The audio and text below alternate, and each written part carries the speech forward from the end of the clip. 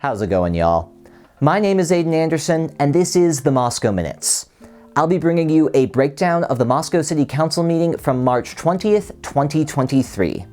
Highlights from this meeting include an annual report from the Planning and Zoning Commission, a proposed rezone on Palouse River Drive, the annual comprehensive financial report from fiscal year 2022, consideration of salary adjustments for the mayor and council, and the setting of the budget hearing date. Let's get into it. Before getting into the items that were on this meeting's agenda, I want to highlight a moment that took place at the beginning of the council meeting during the public comment period. Rather than summarize that moment for you, I will show you that moment in its entirety as pulled from the Moscow City Council live stream that night. Good evening, Mayor, Council members. Dave Glazebrook, Ridge Road, right here in Moscow. All right.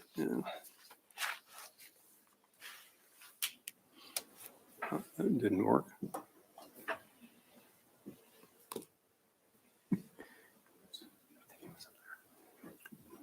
Corey? There we go. Thank you. Perfect. Perfect. All right. So tonight I'm addressing constitutional issues. So stick with me. I don't have background music. The mayor asked for background music. I didn't know that was a request tonight. So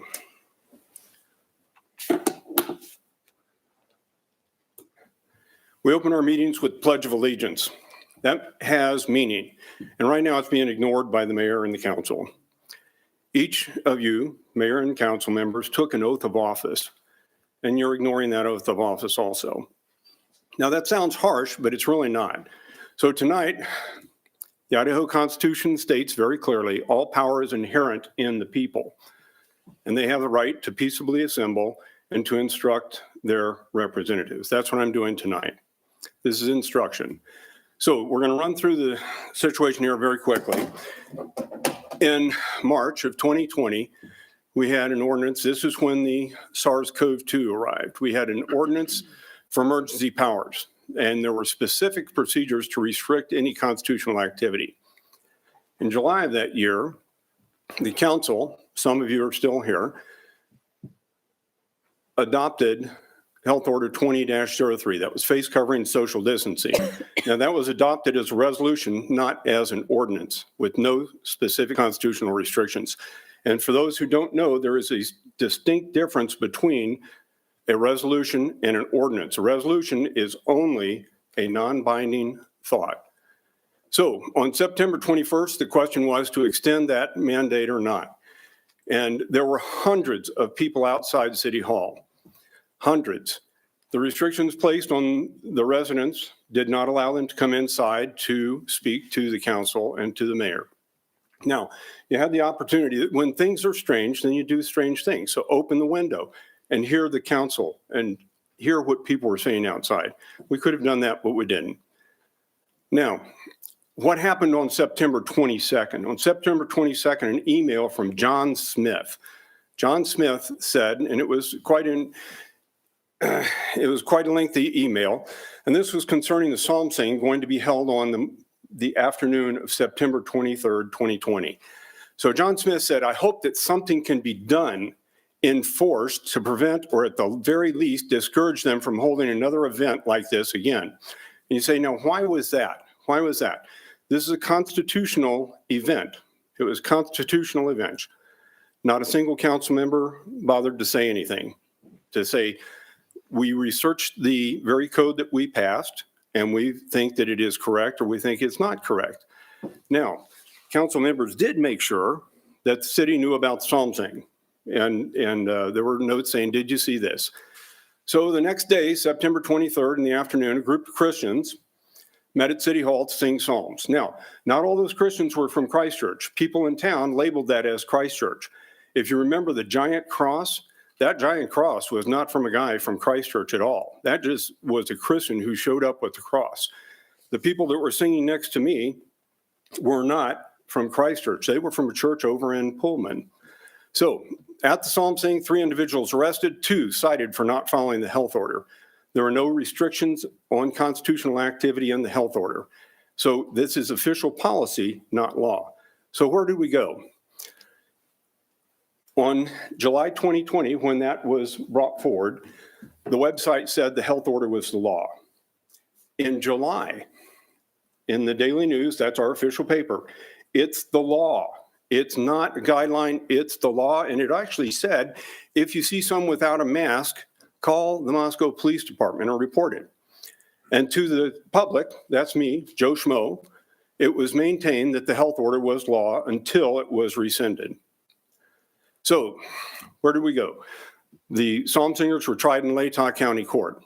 On December 4th, they appealed and said, wait a minute, we want to motion and move that this case be dismissed. Well, the problem there was the day before, on December 3rd, our city attorney stated in a letter the health order was not law, but only an official policy statement. So you can see the constitutional issue here. This is a real problem when you arrest someone for following the law and saying that they didn't follow the law. That's a real constitutional problem. Yes, sir. So, and I'll run through this as fast as I can. On January 8th, the case was dismissed and a federal civil rights case started.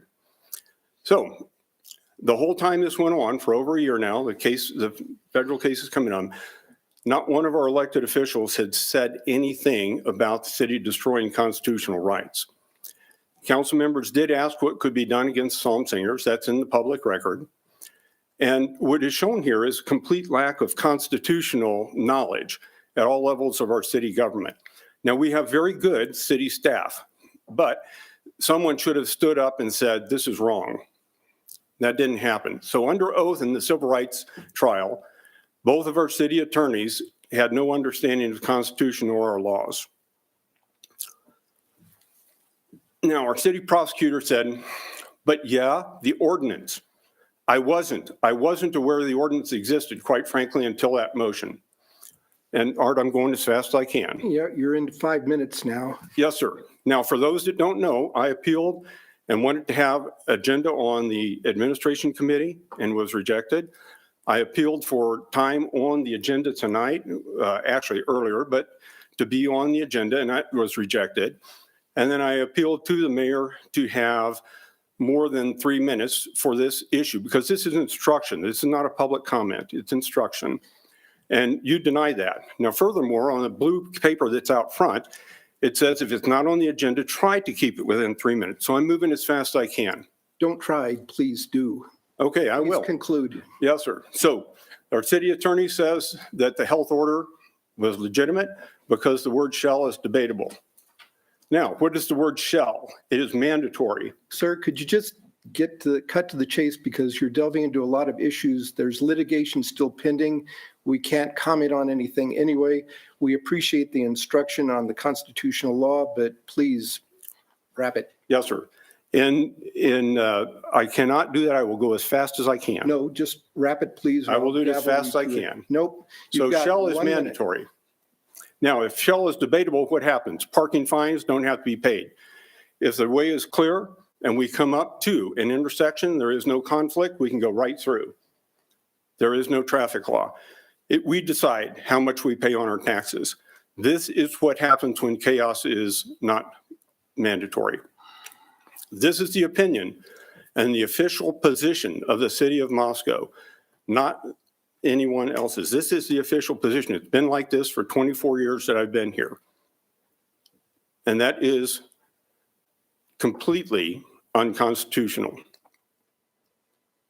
So, the exercise and enjoyment of religious faith and worship shall be forever guaranteed, and no person shall be denied any civil or political right, privilege, or capacity on account of his religious opinions.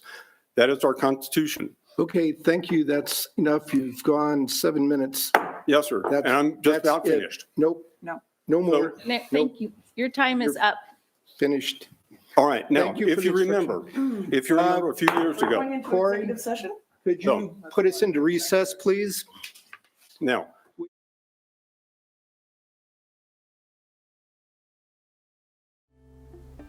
What isn't shown in this clip is what immediately followed the mayor's call for recess, as a recess is not technically a part of public record as it is defined.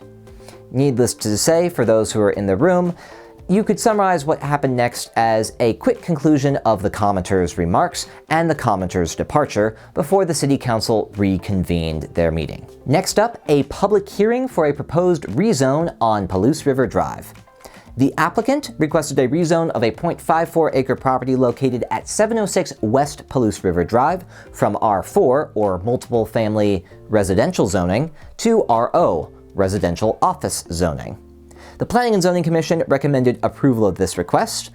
No public commentary was given at this meeting, and with a brief discussion within the council about access points to businesses to be constructed there, they approved the rezone unanimously. Following that, Nick Nicholson of Presnell Gage PLLC, the city's auditors, presented a draft of the city's annual comprehensive financial report from fiscal year 2022. Presnell Gage conducted a risk-based audit, which is based on the prioritizing of the high-risk areas of the city's finances before getting into other areas. One main highlight from Nicholson's presentation was that the budget increased by about $9 million between 2021 and 2022, which, to put in perspective, is about an 8% increase between the 2 years. Nicholson also went through the various funds the city uses for administration and services, as well as the intended uses for these funds. He looked at their pattern of use over the years, and if you really wanted to get into the details and the numbers of this report, you could take a look at the full report draft on the city website. This report was then approved unanimously by the Moscow City Council. Next up, consideration of salary adjustments for the mayor and council.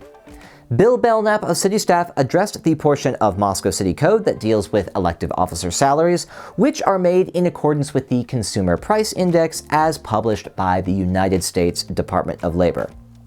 The proposed increase for the mayor is from $2,119.78 per month to $2,396.96 per month.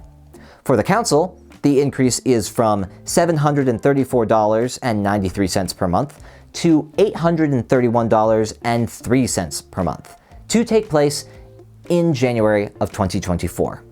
This is about a 13% increase for both positions. After some brief discussion from council, the salary increases were then approved 5-1. Last on the agenda, the setting of the budget hearing date. According to Idaho Code, the city needs to notify Latah County of the public hearing date for their annual budget, which staff is proposing to be on August 7th, 2023. The council then approved this date, and the notification will thus be completed and sent to the Latah County Auditor's Office. As the budget hearing is one of the most important city council meetings of the year, I'd highly recommend you make plans to attend that meeting, or if not, at least check out the draft of the budget on the Moscow City website when it becomes available. Once that was done, the council went through reports where each council member gives an update as to what they've been up to recently, and when that was concluded, they adjourned for the evening. So, that's the latest from the Moscow City Council. As always, we'll have the relevant links posted with this video, and if you have any questions, let us know. This is Aiden Anderson with the Moscow Minutes. See you next time.